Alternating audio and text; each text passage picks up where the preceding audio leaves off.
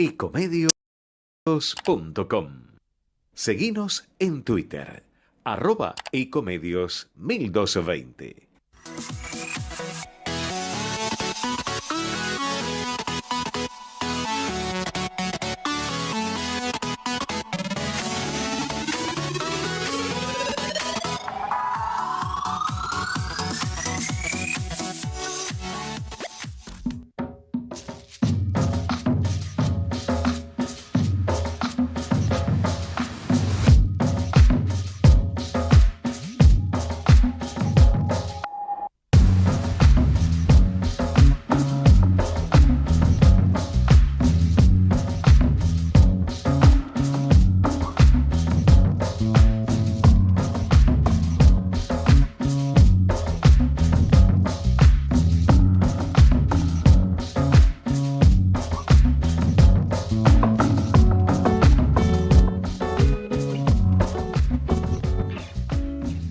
Muy buenas tardes, nuevamente en otra edición de Entre Ustedes y Nosotros, acá como siempre con el querido amigo el doctor Lautaro Nito Fragnul. Buenas tardes, Lautaro, ¿cómo andás? estás, Jorge? Qué suerte que has vuelto a Buenos Aires, ya te extrañábamos. Bueno, me parece muy bien, pero fui bien reemplazado por vos, por Osvaldo, que no sé si está ahí en línea.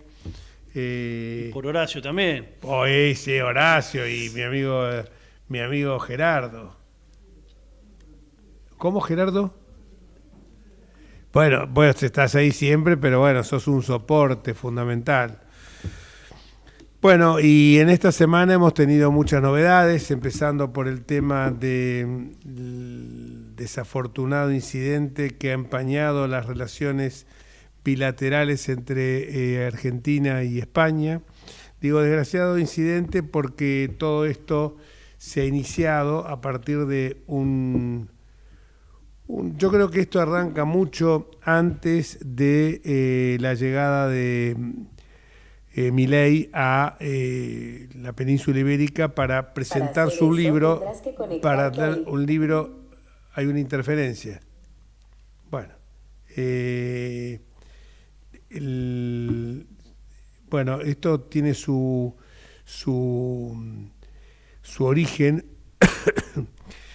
cuando en plena campaña electoral el señor Pedro Sánchez, que la verdad que, y yo lo puedo decir porque yo no represento a mi país, es un señor que, habiendo estado yo en España bastantes días, en Valencia, en Baleares, en Madrid, en Barcelona, lo puedo decir porque he palpado en la gente lo que allí se piensa del señor Pedro Sánchez. El señor Pedro Sánchez es alguien que le da lo mismo un lavado que un planchado. El señor Pedro Sánchez es alguien de que ha traicionado a sus propios compañeros de ruta de la izquierda, ha tenido en vilo a España durante 5 días, porque también el señor Pedro Sánchez confunde, como lo hacía el kirchnerismo, lo que es el Estado tiene un sentido patrimonialista el Estado, l'état c'est moi, como decía Luis XIV. Entonces, si la tocan a su mujer, que no tiene ningún cargo, o por lo menos visiblemente no tiene ningún cargo, entiende que han agredido a todo el gobierno y a todo el reino de España. Esto desde luego que no es así. Los incidentes con Milei empiezan ya en la campaña de cuando Milei era candidato a presidente de la República, donde desembosadamente empezaba a mandar videitos señalando que había que votarlo a Massa porque Milei era la perversión, era la extrema derecha, que, bueno, una intromisión absolutamente innecesaria e inadmisible en los asuntos internos de otro país. Esto de ninguna manera estoy justificando el accionar, los dichos de Milei y voy a poner las cosas bien en su punto. Primer capítulo es este. Segundo capítulo. Pasemos al segundo capítulo. Un señor ministro de Transportes de España sale diciendo que Milei es una persona que consume sustancias tóxicas. Vale decir un eufemismo para no decirle drogón, más o menos lo mismo. Y por eso dice disparates. Esto hubiera merecido, si hubiera sido el presidente de España, si hubiera sido el señor Pedro Sánchez, inmediatamente no solo le exijo la ratificación, sino que le exijo la renuncia a su cargo, porque está insultando a un presidente de una nación, justamente con la cual España tiene raíces y tiene lazos que datan por lo menos hace 4 siglos atrás. Esto no mereció, la escalada subió. Obviamente Milei es una persona que contesta, y contesta de una manera, no por cierto muy elegante. Yo entiendo que si me hubieran dicho estas cosas también hubiera saltado. Es posible que siendo presidente hubiera tenido la mesura del caso y no levantar el precio, como se dice vulgarmente, a un ministro de Transportes de otro país. Pero bueno, evidentemente Milei, esto hizo que cuando llegara a tierras españolas, lo cual fue para la presentación de un libro. La presentación del libro me parece correctísimo que lo haya hecho. Lo que sí, que después, ya estando en un acto partidario, empezara a levantar empezara a señalar sus preferencias por Vox, que justamente Vox representa la extrema derecha española. Y ahí dijo algo que invade y rompe, aniquila todos los códigos que uno tiene que tener, no solamente en política, sino en la vida. Las cuestiones personales son cuestiones personales en las cuales uno no puede involucrar ni a la mujer, ni a los hijos, ni a los nietos, ni a los sobrinos, ni a los padres, ni a la madre, ni a las novias, ni a quien sea. Y tuvo la desgraciada idea de decir que la mujer era corrupta. Después dijo que exactamente no había querido decir eso, pero todas las circunstancias que rodearon la situación quiso referirse a eso. De ahí empezó una escalada inusitada y llegó hasta el retiro de la embajadora española en Argentina, lo cual ya habla de una desmesura absoluta. Esto es simplemente porque había atacado a su mujer. Estuvo mal, pero él, Sánchez, no puede, porque incluso más, hasta, yo no sé, pero el colectivo feminista tendría que decir algo, porque Sánchez reveló una actitud súper paternalista, súper machista respecto de su mujer, como diciendo que no se puede defender sola porque entiende que la mujer es un ser inferior. Así lo interpreto yo, y así lo tendrían que interpretar las del colectivo feminista. Este sentido patrimonialista que tiene del Estado, Sánchez, lo ha evidenciado a lo largo de toda su trayectoria, y en este caso he escuchado algunas manifestaciones muy, muy fuertes contra él de Pérez Reverte, no solamente del líder del Partido Popular, sino también de Pilar Rahola, que me merece la verdad lo mejor de los conceptos, y revela de que el señor Pedro Sánchez, en el afán de tapar, porque ya a esta altura del partido, yo creo que si no hubiera tenido ningún problema su mujer, evidentemente no estaría tan preocupado. El tema de la mujer es nada más y nada menos que desde su posición de un cargo que, vuelvo a repetir, un cargo que no existe, el de primera dama, ha ejercido aparentemente influencias ha realizado lo que se llama un tráfico de influencias. Esto ha generado una escalada que me parece que en algún momento hay que ponerle término. Parecen dos chicos, cuando yo me escuché por ahí que parecen dos chicos, ¿no?, de sala de 4 años, sí. Que él empezó primero, yo después le digo después viene Sánchez diciendo que haciéndose el solemne y cuando mete la puñalada trapera, y Milei que no puede con su genio y se lo tengo match point a Pedrito. Hablan para su electorado, en esto no difiere mucho el kirchnerismo, pero ¿por qué hablan para su electorado? Van al exterior a hablar, ufanándose de que son los que lideran, como dijo Milei, también me parece un acto bastante petulante, que diga que es el líder de la derecha mundial. Obviamente, vuelvo a repetir, el señor Sánchez no goza de mi simpatía. El señor Sánchez me parece una persona que incluso está poniendo, es tanto su megalomanía, que es capaz de hasta poner en juego las inversiones, porque fue a apretar a los empresarios españoles para que y esto después quedó claramente demostrado, he visto un video de la televisión española que así lo dice, poniendo en vilo la posibilidad de que haya más inversiones extranjeras en la Argentina, más inversiones españolas en la Argentina. Pensemos que la Argentina es el segundo país donde más inversiones recibe del mundo, es de España, primero Estados Unidos y después de España.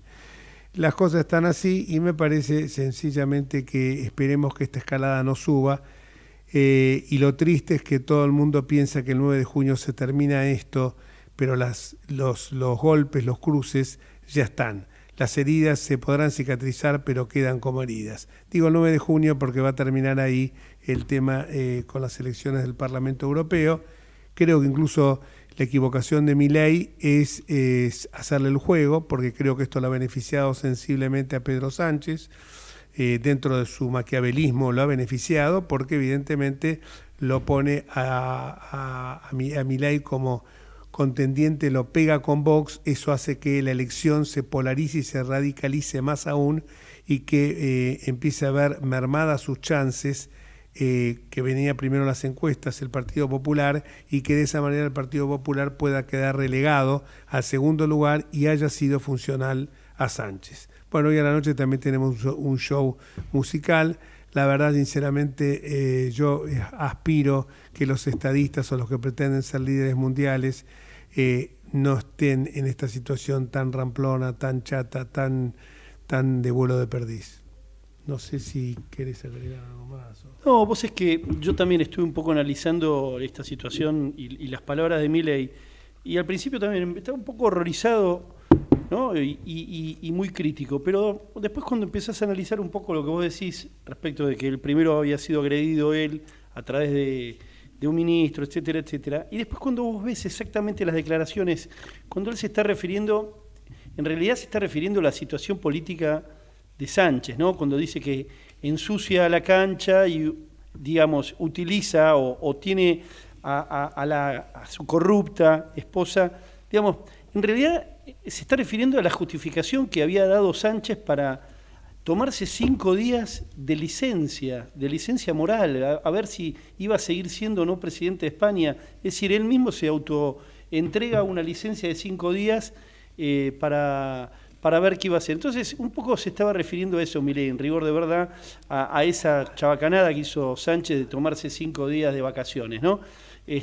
Justificado en que le habían acusado de corrupta a su mujer, que en realidad eran los españoles, los diarios españoles, y digamos, el hecho de que esté en este momento imputada en actos de corrupción en España. O sea, eso es una realidad que no la dijo porque sí Milei, sino que ella está en este momento imputada en causas judiciales que se están en este momento se están debatiendo en España. Es decir, que él puso, digamos, expresó lo que estaba en la boca de todos los españoles.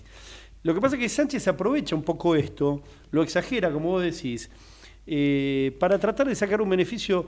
Tal vez digamos, encontró un enemigo en el cual el gobierno, digamos, o el pueblo español podía decir, bueno, por una cuestión de nacionalismo, chauvinismo, lo que sea, lo vamos a apoyar a Sánchez. Creo que lo hace esprofeso.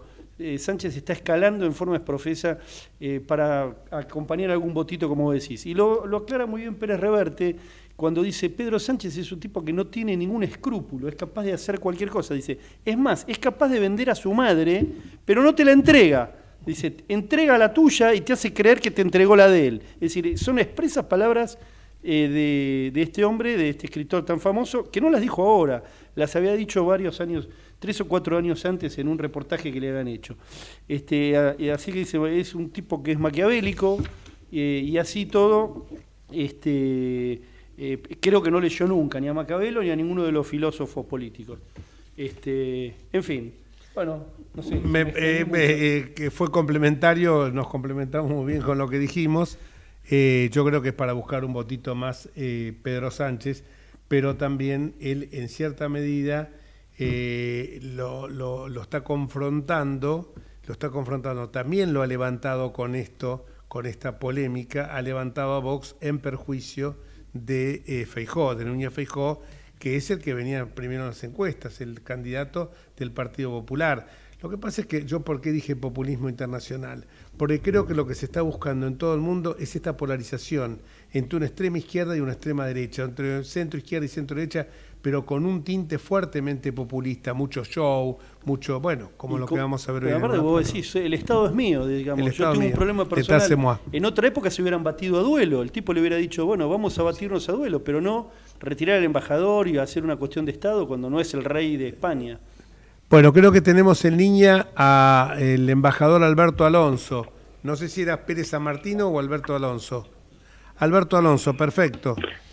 Hola Alberto, ¿cómo te va? Jorge Enríquez, Lautaro Nieto, Franco-Nul, te saluda desde la radio, desde acá M1220. Queríamos conocer tu opinión como ex embajador, o como embajador mejor dicho, de el incidente de Argentina con España. ¿Qué tal, Jorge? ¿Qué tal todos? Muchas gracias por la invitación.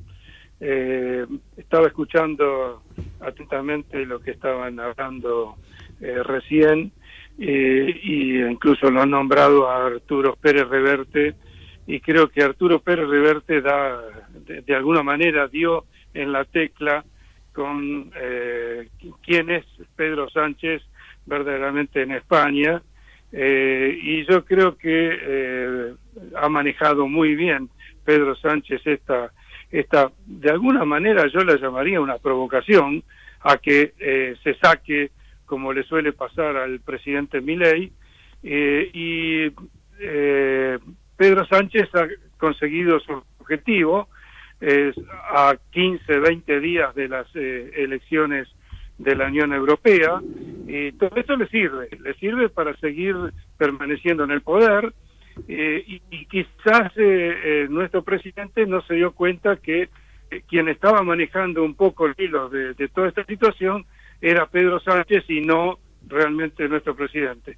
Es lamentable lo que ha ocurrido porque obviamente es el primer gran problema entre España y Argentina en más de 500 años de relación, y sobre todo desde que España ha tenido relaciones diplomáticas con la Argentina, nombrando embajadores a partir de 1920, y es la primera vez que ocurre una cosa así, que España, por ejemplo, saque su embajador en una medida que yo la considero extrema y desproporcionada, dado lo que ocurrió, porque además Pedro Sánchez está diciendo que se ha afectado la soberanía española, y yo realmente creo que la soberanía española no ha sido afectada de ninguno para tomar esa medida, pero bueno.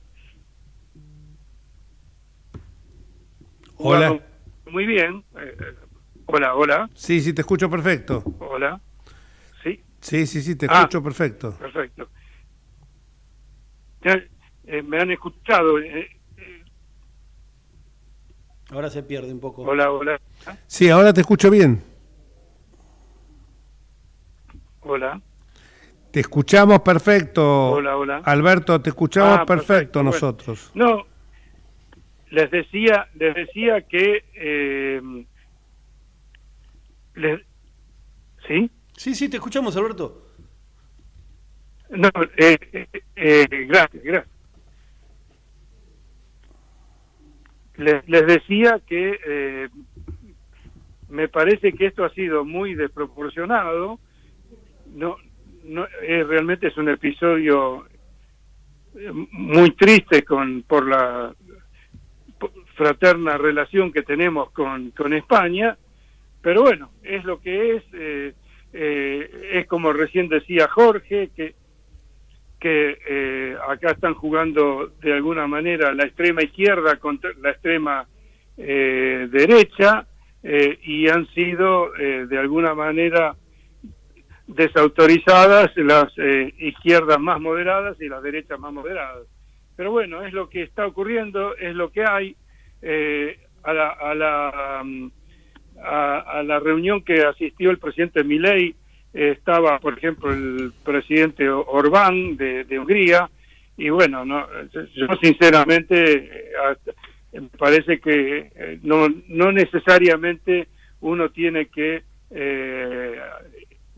atender o estar de acuerdo con toda esta gente que a veces, para mi gusto, son un poco extremos. No, sí, recordá que uno de los pocos invitados especiales que hubo en la asunción de Milei fue justamente Orbán, que vos como conocedor como conocés muy bien, y a eso te voy a preguntar ahora, como conocés muy bien todo lo inherente a lo que es la Europa Oriental, nos podrás también señalar la característica que tiene los gobiernos de Hungría y de Polonia, ¿no? Sí, Jorge. A ver, Polonia, sin lugar a dudas, es la gran locomotora económica de estos momentos, no solo de Europa Oriental, sino de toda Europa. Tengan en cuenta esto, por ejemplo, respecto de Polonia. Han recibido a desplazados y refugiados ucranianos en el orden de los 3 millones y medio de personas, y los han logrado ubicar. Dándoles trabajo, dándole asistencia, y la economía polaca no se resintió. Ahora, eso es la parte económica, y otra cosa es cuando a lo mejor vemos que hay problemas con la justicia, hay ciertas decisiones de los poderes ejecutivos de Hungría, de Bulgaria, de Polonia, incluso de Eslovaquia, ahora con el primer ministro Fico, que es quien ha tenido un atentado realmente muy lamentable, pero que también es un aliado de Orbán y de alguna manera aliado de manera indirecta de Putin. Bueno, es decir, están teniendo una serie de intenciones que disminuyen la calidad política de estos países, pero desde lo económico no cabe dudas que desde que dejaron el comunismo atrás lo han hecho muy bien y se han convertido en países muy prósperos y que han llegado incluso a la vía del desarrollo.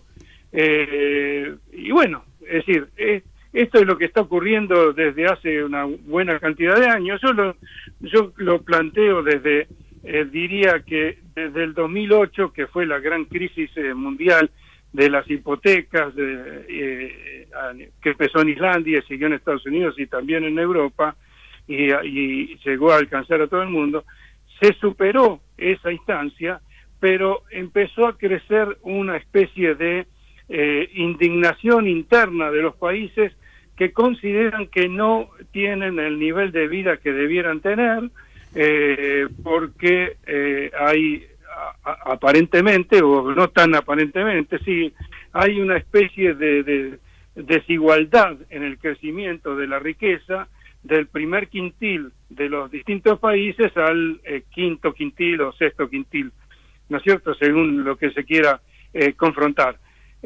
Todo esto ha traído que el mundo se haya convulsionado, Rusia y China hacen su aporte, y bueno, estamos en un mundo bastante revuelto, sin ningún lugar a dudas, y bueno, vamos a ver qué termina ocurriendo en los próximos 5, 10, 15 años, que se van a definir una buena cantidad de cosas.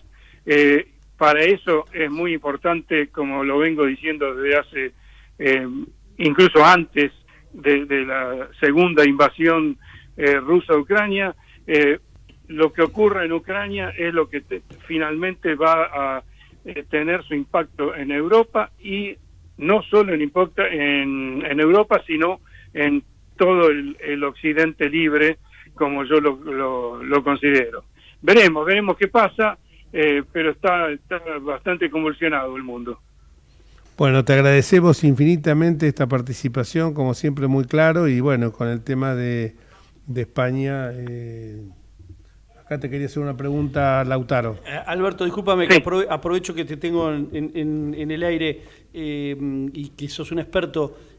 Alguna gente amiga de España me estaba diciendo que están realmente preocupados por que se involucre Europa finalmente, ¿no?, en esta guerra, como aparentemente viene amagando Francia que se iba a involucrar, y los españoles, fundamentalmente algunos que viven allá, me comentaban que digamos que eso es un tema que se está tratando, se está hablando mucho de eso, no es que es una cosa tal vez, sino como que están muy preocupados. Yo creo que lo que ha comentado la canciller Mondino, coincido con ella en que tenemos una fecha que tenemos que tenerla como muy presente, que es el 9 de junio, cuando están las elecciones del Parlamento Europeo. Europa, el involucramiento fue a partir de declaraciones de Josep Borrell, que es además de alguna manera es un poco icónico esto, porque Josep Borrell es un argentino español o español argentino, con madre argentina y padre español, Josep Borrell es la especie de canciller de la Unión Europea, y que ha declarado que esto, lo que había ocurrido era una situación inadmisible, y sobre todo, y lo dijo así, y que era inadmisible desde que lo dijeran y que faltara el respeto, fue lo que él utilizó como expresión, que se faltara el respeto, incluso que se faltara el respeto entre socios. O sea que de alguna manera él lo que decía es que hay una especie de sociedad todavía no terminada, todavía no finalizada, entre la Unión Europea y el Mercosur, lo que me hace pensar que esto, yo no creo que escale a nivel de involucramiento de la Unión Europea. A lo mejor Macron, que no quiere ver ese acuerdo final entre el Mercosur y la Unión Europea, sobre todo cuando digo Macron digo Francia en realidad, sin dudas que ellos, esto podría servirles para esa política de confrontación con el Mercosur y no aceptación del acuerdo final que tendría que ser refrendado por los parlamentos de los países de la Unión Europea y del Mercosur. Es decir, Macron está en línea con Lula tampoco quiere firmar el acuerdo entre la Unión Europea, y entonces puede, a lo mejor ha habido algún comentario de alguna autoridad francesa que haya aprovechado este golpeteo entre Milei y Sánchez como para decir, bueno, la Unión Europea también va a participar en apoyo al presidente Sánchez. Pero yo la verdad, cada día que pasa juega a favor de que esa escalada no ocurra, y bueno, esperemos a ver cómo se desarrollan los próximos acontecimientos. Obviamente sería bueno que el presidente Milei tampoco escale la situación. Sánchez la está escalando, porque vuelvo a repetir, a Sánchez le sirve mucho tanto para su política interna en España como en la política de España en la Unión Europea. Pero el presidente Milei debería no volver a caer en el mismo error que le hizo caer de alguna manera Pedro Sánchez. Y yo confío en que esto no escale a nivel de la Unión Europea. Obviamente si escalara sería muy grave, pero no sé, tengo una especie de sensación o feeling que realmente eso no va a ocurrir. Así que esperemos que la cosa se empiece a apaciguar, que empiecen a bajar los decibeles de ambos lados, y bueno, y coincido con la canciller Mondino que el 9 de junio vamos a estar hablando de otra historia. Bueno, te agradezco muchísimo, y sabes que siempre te tenemos en consideración muy grande para todos los temas que involucran a Europa. Un fuerte abrazo, Alberto. Muchísimas gracias, Alberto. Hasta la próxima. Lo sé, Jorge, y muchas gracias a todos ustedes por la invitación para poder dar mi punto de vista. Hace poco estuvimos hablando de vos muy bien con en la Plaza Santana en Madrid con nuestro amigo Fernández Núñez, hace 15 días atrás. Sí. Ricardo siempre es un gran amigo. Gran amigo. Que no pierde el momento de hablar bien de mí, como decís. Pero bueno. Un abrazo enorme. fuera de eso, te agradezco, Jorge, de nuevo la invitación, también a vos, Arturo, y bueno, cuando quieran tener mi participación, mi punto de vista, estoy a disposición. Realmente es un gusto. Un gran abrazo a todos. Bárbaro, gracias. Vamos una tanda y cuando volvamos con Osvaldo Pérez San Martino, nuestro numen en materia de derecho constitucional y en general en materia jurídica. Pausa. Vamos la radio, somos tu voz. Vamos con Eco, siempre la verdad y la mejor información. El mejor gimnasio te espera. Elegí las clases que quieras. En Unfit vamos a cuidarte. En Unfit venimos a encontrarte. ¿Cómo prevenir dengue, zika y chikungunya? Sin criaderos no hay dengue. Limpia tu patio de objetos que acumulen agua. Elimina agua estancada de recipientes. Reemplaza con tierra o arena el agua de tus flores. Tapa los tanques de agua y cisternas. Tira y perfora llantas para que no acumulen agua. Limpia floreros y bebederos. Recordá, sin criaderos no hay dengue. Intendencia Menéndez. Informate en ecomedios.com. Seguinos en Facebook, Ecomedios Live.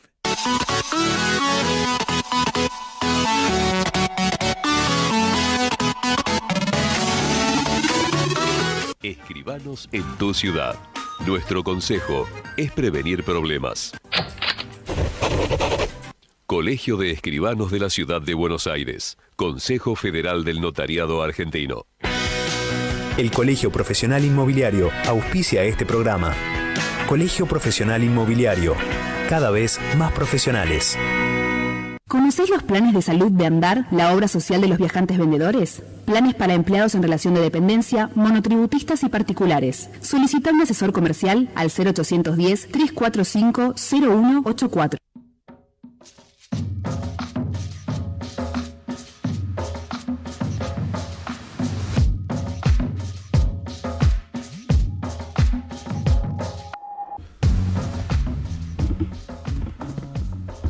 Hemos vuelto ahora con Osvaldo San Martino, seguramente que lo tenemos en el aire. Hola Osvaldo, ¿cómo te va?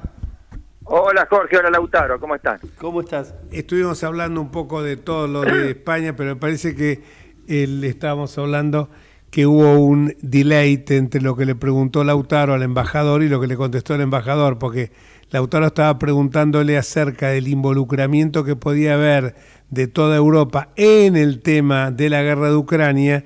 Y como estábamos hablando de Milei y del tema argentino-español, él pensó que estábamos hablando del tema Unión Europea.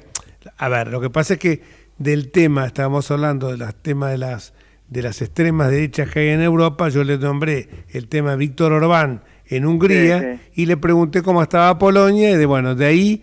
Y escuché, esa parte la escuché, después se me cortó la comunicación. Claro, y entonces le preguntó, que como tiene familiar en España, le preguntó, Lautaro, tengo familiares en España, están un poco preocupados con el tema del conflicto, pero se refería al conflicto ucraniano-ruso. Claro.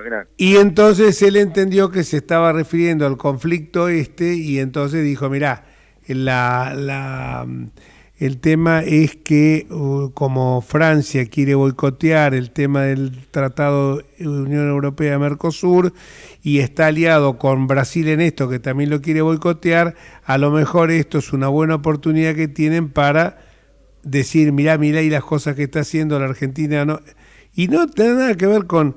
la verdad que estuvo bien, porque si entendió eso, bueno... Igual fue útil lo que nos contó. Igual fue útil lo que nos contó, pero no fue el propósito ese, porque muy lejos estábamos nosotros de pensar que una cuestión así ya de índole personal, por más que sea entre dos representantes de dos naciones, puede llegar al tema de involucrar a toda la Unión Europea y todo el Mercosur. Yo me imagino que exagerado. Uruguay y Paraguay y Brasil no se debe hablar de esto.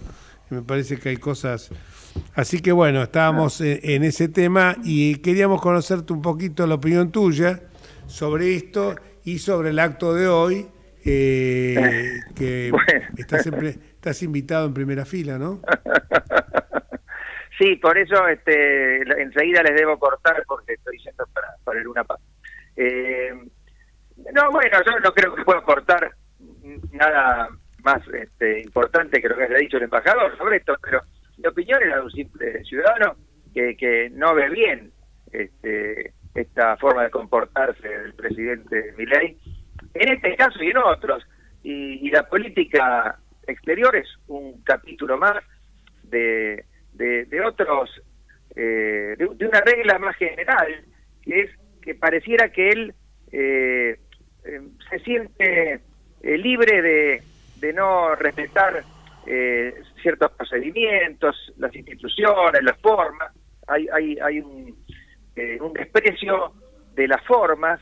Él se ve a sí mismo como una especie de profeta ideológico, más que como un presidente de un país, y entonces yo creo que fomenta esto porque quiere convertirse en una figura internacional y de hecho sin llegar a considerarse como él, que dice que es evidentemente es una persona de escasa modestia, es el líder mundial de la libertad, pero es cierto que en otra liga, dijo, ya estoy jugando en otra liga. Juega en otra liga. Por arriba de Sánchez. Pero es cierto que con estos escandaletes hace que se hable un poco más de él, que sea una figura más o menos conocida, pero bueno, lo ideal para un país es ser conocido por virtudes, no por estos episodios.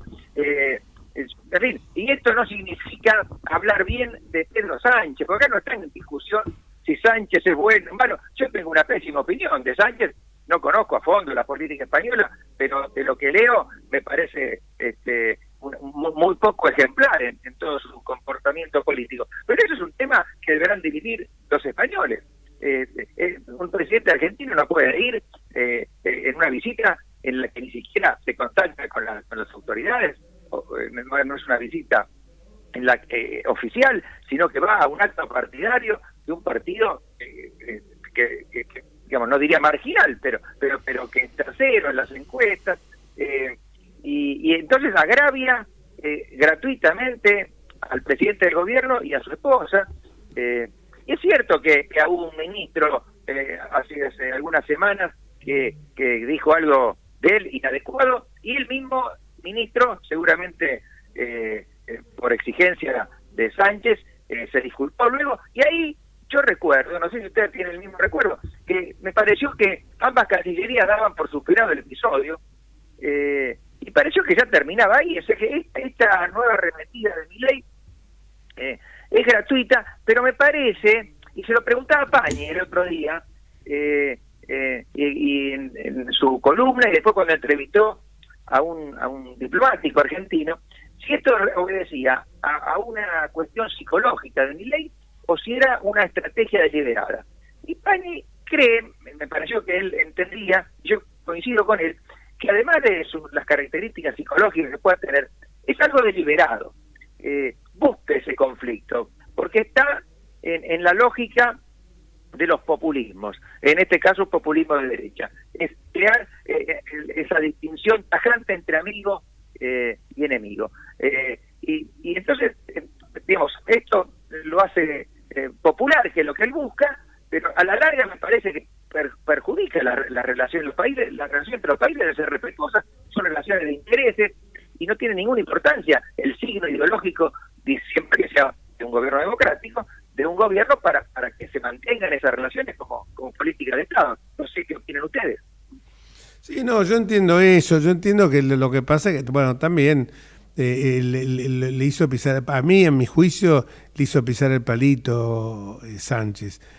Claramente Sánchez es un tipo que todo el mundo lo dice, allá en España cuando yo estuve, que es un tipo maquiavélico, a la gente de los partidos que lo habían acompañado de la izquierda, directamente los borró del mapa, de repente es independentista y de repente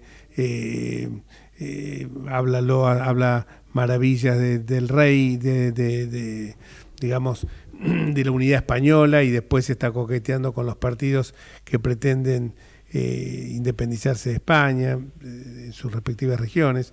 En fin, es un tipo muy complicado, y también está que le mandó a las dos mujeres estas, a las dos ministras, a hablar mal de Milei. Lo que pasa es que, bueno, Milei yo creo que se equivoca en cuanto a que el discurso es un discurso normal hasta que hace esa reseña que se refiere a la mujer de Milei, de Sánchez, y esto Sánchez lo aprovecha. Y evidentemente... Claro. Y le viene muy bien. Claro, le viene muy bien porque aparte está Núñez Feijóo, el Partido Popular, estaba primero en las encuestas. Al polarizar de esta manera está levantando a Vox. Y le quita votos al PP. Y le quita votos al PP, que son de esos votos que podrían haber ido y esto beneficia a Sánchez, evidentemente, el quitarle votos al PP, porque nunca Vox va a llegar al primer lugar. Por eso te digo, es todo, lo que pasa es que, viste, y ahora y sube las escalas del conflicto, pero yo entiendo, como dijo la canciller Mondino, que esto después del 9 de junio es pirotecnia, y es como dos chicos que se están peleando, lo único que esos dos chicos se tienen que dar cuenta que representan un país, igual que Sánchez no haberlo saludado cuando ganó las elecciones, no venir a la asunción de él cuando sí viene el rey. Son cosas que son típicas de lo que es la tristeza que te provocan estos populismos como nosotros. Bueno, lamentablemente el PSOE ha decaído mucho en los últimos tiempos, primero con Zapatero, luego con Sánchez. No es aquel partido de Felipe González, ¿no? No, era otra cosa. González, como Alfonso Guerra y otros son los que hicieron la transición española. No te olvides de Vázquez. También. Adolfo Vázquez era, ¿no? No, Adolfo Suárez. Decimos, Adolfo Suárez, perdón. Sí, Suárez no era del socialismo, ¿no? Sino sí, Suárez, sí, pero es un... si no recuerdo mal, se llamaba Unión del Centro Democrático. Unión del Centro Democrático. Vos sabés que yo tuve la oportunidad, ya que lo mencionás, con la Fundación Universitaria de La Plata, la FUR, en un viaje a España, creo que en 1991 o 95, por ahí, de ir a entrevistarlo a estudio de él. Él ya estaba retirado de la política hacía pocos años, y estuvimos dialogando como con un grupo argentino, que habíamos ido un grupo chico, unas 2 horas, y era realmente encantador, además las cosas que contaba, y nosotros teníamos una entrevista después del otro lado, y por eso nos tuvimos que ir, pero nos hubiera gustado quedarnos ahí, porque realmente era fascinante todo lo que relataba de la transición española, ¿no? Y pensar que era una persona que venía del franquismo, que había sido un dirigente franquista, y él es el que hace el giro hacia la democracia, y por supuesto le cuesta mucho porque sus antiguos, digamos, camaradas ideológicos lo ven como un traidor, pero bueno, él, y en ese momento tuvo también una actuación ponderable el rey. Hoy realmente después tuvo episodios más bien olvidables, pero en aquel momento, con lo de Tejerazo y demás, actuó correctamente. Bueno, eso construyeron esta España actual, que integrada a Europa, moderna, progresista, capitalista, pero con alto nivel de vida. Te interrumpo porque lo tenemos a Dante Sica en la línea. Me estaba haciendo, no sabía que ya estaba en la línea, y queríamos hablar un poquito de la situación económica actual, de cómo está viendo él en estos momentos, cómo está la situación en general del país en el plano económico, y con la posibilidad de una ley bases que seguramente va a sufrir alguna modificación. Hola Dante, ¿cómo te va? Jorge Enríquez, Lautaro Nieto, te saludamos de AM1220. ¿Qué tal? ¿Cómo están? Buenas tardes. Gracias por llamarme. No, gracias por atendernos, y disculpa la demora, pero nos estamos enganchados con el tema. Hay muchos temas. La actualidad nuestra siempre es pródiga en proporcionar temas, pero realmente lo que uno le preocupa es la situación económica, que si bien, bueno, se está logrando el equilibrio fiscal, queremos saber cómo ves vos hacia el futuro, sobre todo con un tema que a vos siempre te preocupó, que es el tema, y trabajaste muchísimo en la campaña. Hay que decir de que vos fuiste uno de los que trabajó también en esta suerte de reordenamiento normativo que después impulsó Sturzenegger, ¿no? O sea que que me parece que es muy relevante. Y la pregunta se refería a cómo estás viendo vos la influencia que puede tener la ley Bases en bueno, el despegue económico que necesitamos, porque no solamente que los números cierren, ¿no? Lo primero es que creo que la ley Bases es muy importante, porque es el complemento junto con el DNU del mes de enero, es el complemento al programa de estabilización para poder dar señales muy firmes a la inversión privada para poder avanzar y volver a recuperar la confianza en Argentina. Entonces, tenemos 4 o 5 sectores que son los que van a traccionar y los que van a volver a colocarnos nuevamente en el ciclo global de comercio que lo hemos perdido en los últimos 70 años, pero necesitamos un empujón y un envío de inversiones, y claramente la señal de la ley Bases, aparte con los contenidos, tanto en las reformas en el sector energético, los instrumentos que le da el gobierno para avanzar en la reforma del Estado y consolidar la situación fiscal, en especial el régimen de grandes inversiones, me parece que es una señal muy importante para poder capturar el tema de inversiones. Así que yo le doy, la verdad, un rol trascendental. No es que la ley en sí misma, si querés, agota el debate de las reformas, al contrario, es un inicio del proceso de reforma, pero es una señal muy importante para los inversores que hoy están mirando nuevamente con muchísima atención a Argentina, como no pasaba en los últimos años. Yo en ese sentido creo que también no va a haber una reforma económica que saque al país adelante si esta no está integrada con una real reforma laboral. No sé vos esto cómo lo ves.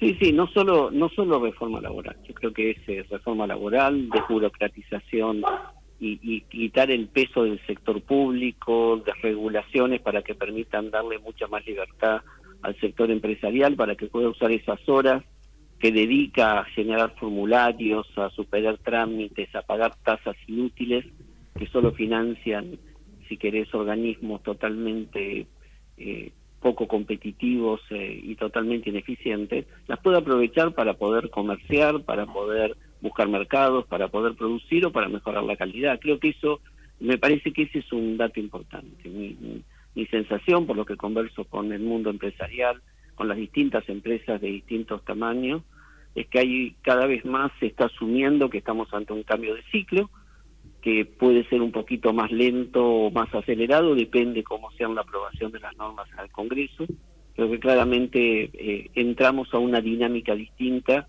en donde la liberalización de las fuerzas productivas me parece que va a ser muy importante. Sí, yo me refería en particular al tema laboral porque el marco normativo va a poder permitir de que se crea realmente, se promueva la creación de empleo registrado en vez de pasar como pasó en las últimas décadas, que se conspiraba contra ello. Y me parece que en esto es también una señal clara hacia los mercados y hacia los inversores, así como el registro, el RIGI es fundamental, también me parece que esto puede ser realmente esencial. Totalmente, ¿no? Si querés es una cuestión de direccionalidad. El RIGI es una gran señal para las grandes inversiones, la reforma laboral para el mundo del sector servicios, para el mundo pyme, para las empresas que tienen menos de 100 empleados, que es el gran escollo que ha impedido la creación de empleo formal. Creo que es una señal muy importante. No es la modernización que uno esperaba, creo que hay mucho todavía para avanzar, pero ya el hecho de tener estas modificaciones que le dan seguridad con respecto al costo de salida, que mejoran incentivos para la contratación, que aumentan el periodo de prueba, que ponen algunos elementos adicionales, me permite por lo menos concluir que es un primer paso muy importante, pero es un camino que recién se comienza a transitar para la modernización del sector. Sí, a lo mejor yo esto lo hago con mi mentalidad de abogado, ¿no? Que le pongo énfasis a esto, pero bueno, evidentemente el tema de la RIGI es esencial.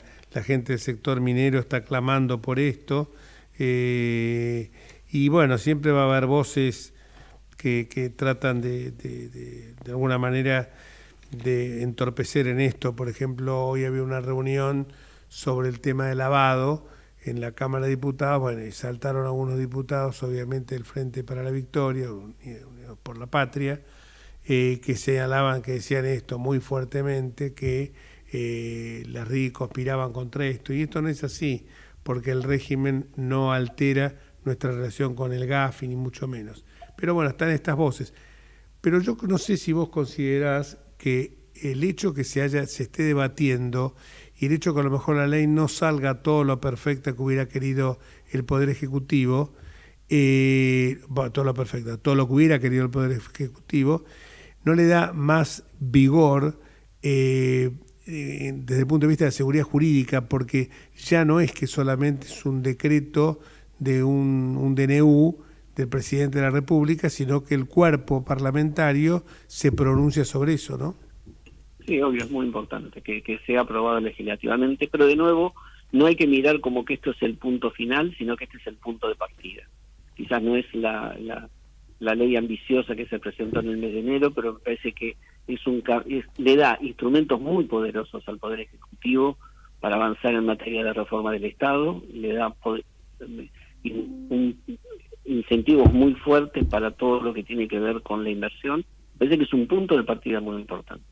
Dante, te quería hacer una pregunta, ¿no? Respecto de, sobre todo el RIGI, porque digamos la reforma laboral creo que es escasa, a pesar de que se ha avanzado algo, me parece que tendría que haber sido bastante más importante para que justamente las pymes puedan contratar gente, digamos, me parece que nos quedamos ahí un poco, tendría que haber sido más amplia, pero bueno, es lo que hay. Pero el RIGI, por ejemplo... No, perdóname, no es lo que hay, es lo que se puede. Tal cual, claro, sí. Era mucho más amplio lo que se presentó en el DNU, pero que fue invalidado por la CGT, básicamente porque le tocaban las cuotas solidarias. Exacto. Sí, bueno, a mí me hubiera gustado que se hiciera, digamos, bueno, que se avanzara, pero como decís vos, bueno, uno tiene lo que puede conseguir y en las negociaciones después será cuestión de ir avanzando en la medida que la sociedad toda vaya aceptando o que haya más diputados, ¿no? Si hay un éxito en la gestión, se podrá ir ganando posiciones en la Cámara y bueno, y se sacarán las leyes que correspondan. Pero volviendo al RIGI, uno ve cuando lee, sobre todo, bueno, los periódicos, La Nación, Clarín o algunos periódicos económicos, que tenés dos columnistas en la misma página. Uno que critica posibles consecuencias, digamos, de esta libertad para los empresarios y otros que dicen que lo que mejor nos puede pasar es que se apruebe esta ley como está. Los que critican dicen que por 30 años las empresas que inviertan van a poder llevarse todo, digamos, los minerales, etcétera, sin dejarle nada a la Argentina, se les baja los aranceles, no van a pagar IVA, no van a pagar ganancias, es decir, un montón de beneficios que tienen y que además no van a tener que elaborar nada en la Argentina, se van a poder llevar la materia prima. Es decir, entonces la pregunta es, ¿qué trabajo van a crear? Más allá de 100 tipos explotando una mina. Después, digamos, no va a haber nada. Es decir, esa es un poco la crítica. ¿Qué podés decir vos respecto de esto? ¿Cuál es tu opinión respecto de eso? Yo creo que tienen una visión muy corta. No quiero decir que es una visión sesgada, pero creo que es una visión muy corta y que no entienden el fenómeno económico. Cuando uno tiene primero, Argentina hoy tiene la posibilidad de aprovechar cambios que ha habido a nivel internacional que han generado una demanda sostenida para los próximos 20 años de recursos en los cuales la región, y en especial la Argentina, están muy bien preparadas para hacerlo. Entonces creo que ahí es un potencial que tenemos que aprovechar. Segunda cuestión, cuando uno hace el RIGI no es que, si querés, te da beneficios por encima de lo que va a venir, sino lo que te hace es te adelanta ciertos beneficios que es hacia donde el gobierno va. En general, todos los que son las reducciones impositivas, en especial de ganancias, etcétera, lo que te están haciendo es te están adelantando parte de lo que se había discutido en la reforma fiscal del 2017, que había quedado suspendido. Ustedes recuerden que en la reforma fiscal del 17 para el año 2022 ya teníamos que haber tenido un impuesto a ganancia de 25%, ¿no? Exactamente, lo que estaba contemplado. Entonces, parece que lo único que hace es adelanta algunos temas y da incentivos a la inversión que se vienen dando en Argentina hace 20 años. Muchos de los incentivos que se dan, estabilidad fiscal, lo que se denomina amortización acelerada para las inversiones, estaban en la ley de inversión que se sacó en el año 2003. Digo, no es muy diferente a lo que rigió con menor capacidad de gestión en los últimos 20 años. Entonces me parece que es importante y es necesario. Es necesaria. ¿Por qué? Porque los ecosistemas de minería y de energía, el caudal de inversiones que van a tener que hacer en los próximos años, van a generar un movimiento del ecosistema industrial, en especial proveedores de bienes de capital, que no hay ni siquiera necesidad de decirle tienen que comprar un piso del 20% local, porque no va a haber abasto. Solamente piensen en todo lo que las inversiones necesarias para poder tener una planta de licuefacción de gas para poder exportar gas licuado. Se requieren más de 3 nuevos gasoductos, se requiere una planta que son casi 5.000 millones de dólares, se requieren muchos más pozos produciendo. Piensen que Fortín de Piedra, que es uno de los principales pozos que fue lo que hizo Techina hace 3 años, contrató 1.200 pymes entre servicios e industriales. Y vamos a necesitar 10 Fortín de Piedra para poder abastecer la planta de licuefacción.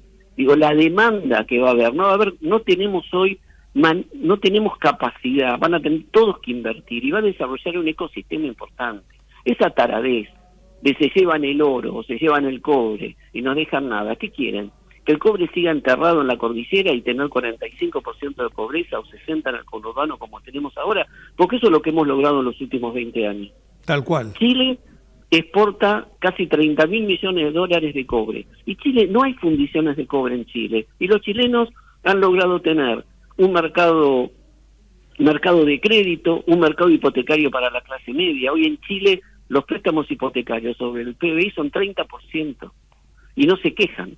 Y al contrario, han tenido grandes progresos. No, me parece que son visiones muy sesgadas, te diría muy cortas, porque no terminan de comprender y no conocen lo que es la realidad económica de la Argentina. Mañana vienen 2 inversiones, ojalá, de 5.000 millones de dólares, y no tenemos camiones para movilizar los bienes de capital, las rutas no están preparadas, los puentes no están preparados, los puertos no tienen capacidad para recibir el material, nos falta mano de obra. Hoy eso nos te hice falta esta mano pregunta, de obra. justamente, ¿no? Porque nos estás contando todas estas cosas que son positivas. Que es muy interesante, lamentablemente me encantaría poder seguir hablando, pero el tiempo nos corre. Lo que te quiero decir es simplemente esto: todos los que pregonan esto que vos estás diciendo, que la soberanía y todo lo demás, es el tachín que en los últimos 70 años nos engrupieron. Con esto a mí no, pero engrupieron al pueblo argentino. La soberanía energética, la soberanía alimentaria, la soberanía... Y al final nunca pudimos desarrollarnos sacando algún periodo como pudo haber sido el Arturo Frondizi, generar un desarrollo auténtico. Así que lo que decís vos es sumamente valioso y me parece que sirve para abrir los ojos a la gente. Seguro, y acordate que también a Frondizi se lo valoró después, no en el momento. Exactamente. Que lo acusaban que había vendido la patria. Que había vendido la Patagonia. Muchísimas gracias, Dante, como siempre esclarecedor en tus conceptos. No, al contrario, te mando un fuerte abrazo. Un fuerte abrazo, hasta luego. Y nosotros nos vamos hasta el próximo miércoles, si Dios quiere. Chau.